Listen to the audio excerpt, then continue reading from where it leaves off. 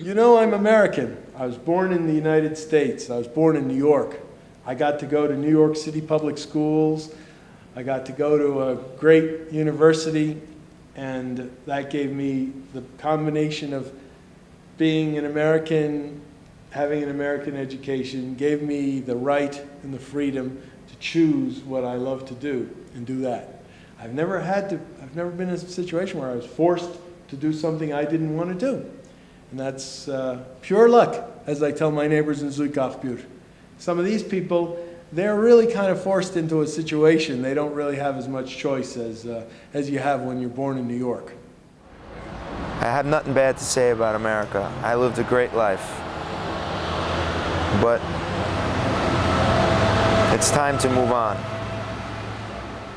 I was looking specifically at the concept of return within diaspora. So, I mean, my PhD is on diaspora theory, and obviously return to some kind of homeland is intrinsic to the notion of diaspora. So I was looking at diasporans who were settling for varied periods of time in Armenia. Part of it was kind of patriotic or sentimental. And I will spend a lot of time just gazing into Ararat. Because for me, that's a symbol of purity and protection and spirituality and love and the whole, yeah, it talks to me. Have you seen Ararat without the clouds and everything? Have you seen it? It's regal. It's really regal. We could see Ararat every day, so that was very nice. What was the feeling when you saw Ararat? Well, the first time, you know, it's funny. I told my husband, I'm like, is this it? You know, it looks like the mountains in La Cañada. But then the next day, I fell in love with it. You know, so every morning, I used to just stare, and I really enjoyed it. Beautiful. Is it enough to make you want to live there? No. No.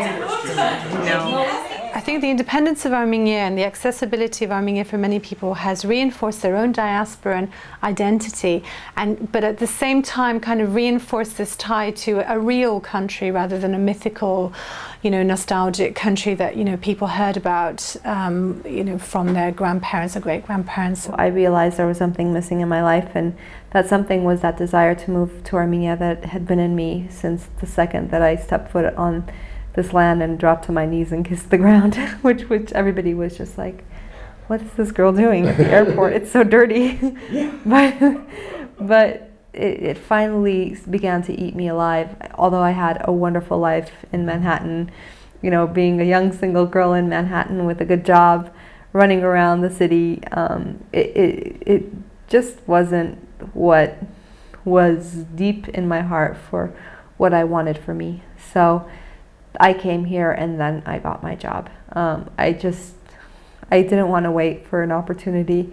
I just wanted to grab a plane. That's what I did. And they say that good things come, and they did. I moved here permanently in 2004, but the first time I came was in '94. And I was coming back and forth every year. Was it in your thought that you would move here during that 10 years? Actually, the first day I got here, I felt like I was going to move here eventually. I didn't know if it was going to be a year or 10 years, but I loved it even the first day I was here in '94. What was it? Just being here in Armenia. It was, you know, hearing Armenian around you 24 hours a day was really a shock. It was nice to hear, though. You know, I had come to Armenia twice on vacation, and I kind of liked it. I used to tell people it's like a Disneyland for Armenians, you know, everything's Armenian in Armenia. And I wanted to take a year off from work and spend a year living in a little village and just enjoying that rural life in Armenia. But I ended up getting a job just almost by accident, and I spent 3 years living and working in Gyumri on a USAID project. Then the project came to an end, and I was thinking of maybe helping out some people that I'd gotten to meet in the little village. And one thing led to another, and I ended up doing something a lot bigger than I expected, and I stayed. I got here July 9th after touring with my documentary film, The Genocide in Me. Very long tour. I guess I needed to stay in one place for a while, and I decided that it's probably going to be Armenia. First because there was the film festival, and then I was quite busy in July and August, and then in August I met a guy, and he was one of the reasons why I wanted to stay. Did you find that any of them were there strictly to find a mate? Not that anyone told me.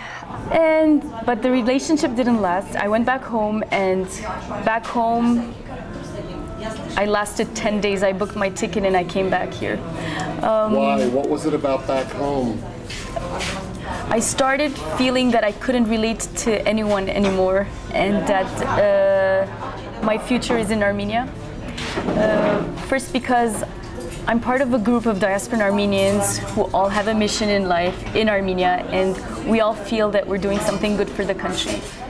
I think it's good. I think it's a question of who you ask. I think it's good because the people I talk to were all bringing something to Armenia. You know, they're not taking, they're bringing something. I think that's very valuable. And another thing is I'm still single, and this is the best place to be because you meet people all the time. I think it's quite interesting to look at Armenia as a modern day homeland where diasporans from all over the world can actually meet each other. So it's a site for, you know, that kind of encounter as well. And even if I were in a relationship, it's a good place to be. There's a lot of energy, and every day is party time. I'm not really a party animal, but we're always out. The parents are not here. We support each other no matter what happens. Even if we don't have money, even if it's hard for most of us, we're here for each other, and that's the best thing about Armenia.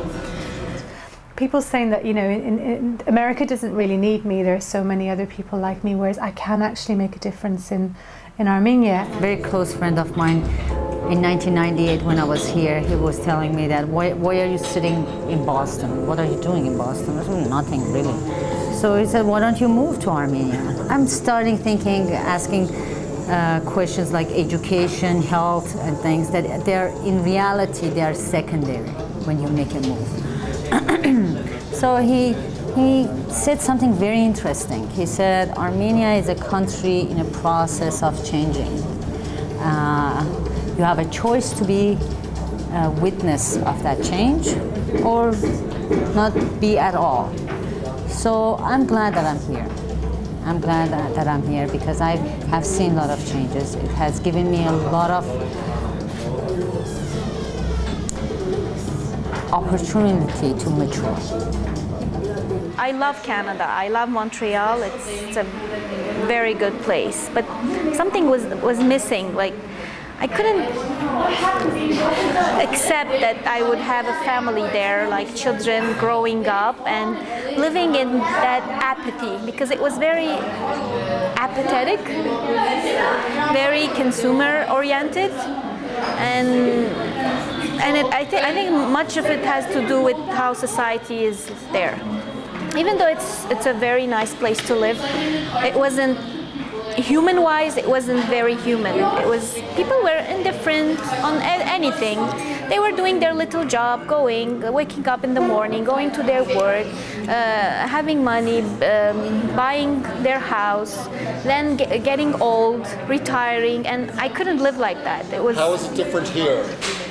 Here it's different because you're working with raw material. When you work with raw material, you feel you're human. Not everything is not prepared here. You have to work for it. Even if it's like a salad you're prepared, it's not like prepackaged. You have to go get it, find it. Sometimes you don't find it, and that makes you feel human. That makes you feel that not everything is happy, secure in the world. I don't know if you want to hear this or not, but I'm going to tell you. The only thing that I miss from living in Boston is garbage disposal. But it is.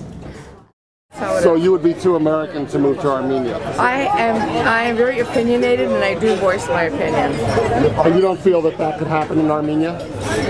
I think I might be arrested quickly. Yeah.